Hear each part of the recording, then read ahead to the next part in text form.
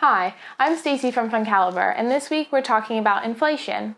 There's a few different types of inflation, and in this video we're going to briefly explain each one and whether it's good or bad for our finances. But first, how is inflation measured? Consumer price inflation, or CPI, figures are reported each month.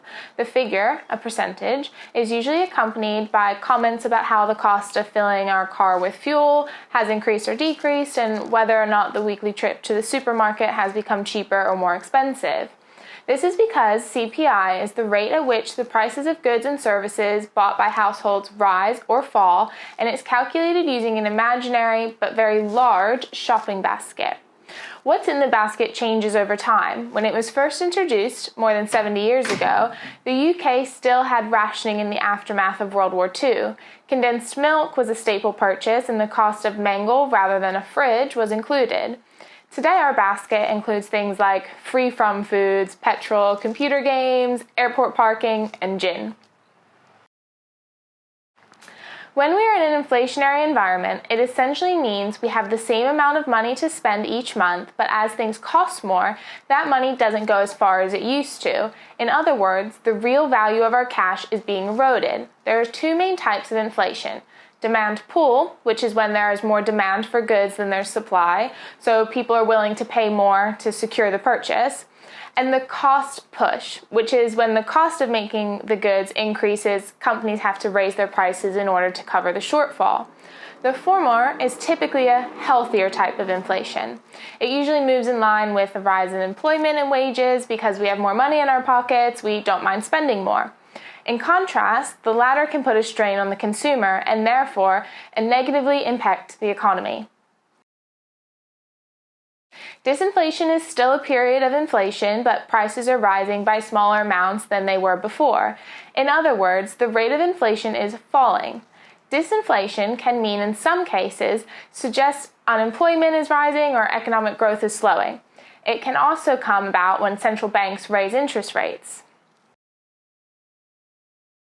Deflation is the opposite of inflation. When the rate of inflation drops below zero and goods and services become cheaper.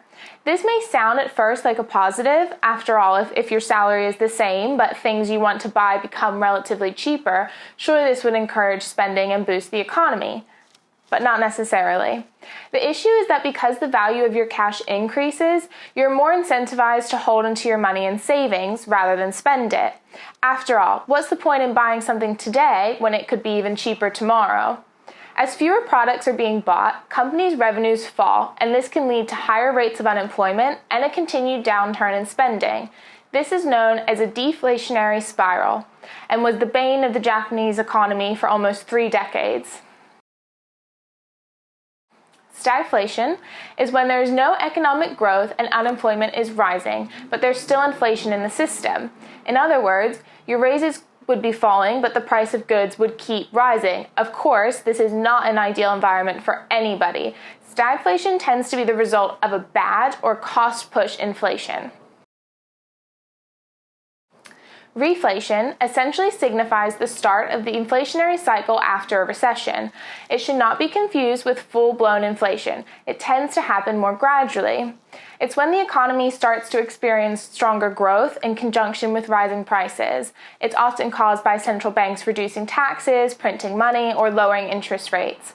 In other words, by injecting more cash into the economy. It means that as economic growth improves, demand for goods increases. Companies make more products and more staff get hired. It should lead to higher wages as companies continue to thrive. It also benefits the government because as corporate profits improve and more people return to the workforce, they receive more tax revenue. The government should also spend less money as benefit payments fall. Want to learn more? Our next video, Inflation-Proofing Your Investment Portfolio, covers exactly that, how you can inflation-proof your investments and offer some funds to consider in the space. For more information about inflation or anything else mentioned, please visit our website, funcalibre.com, and don't forget to subscribe.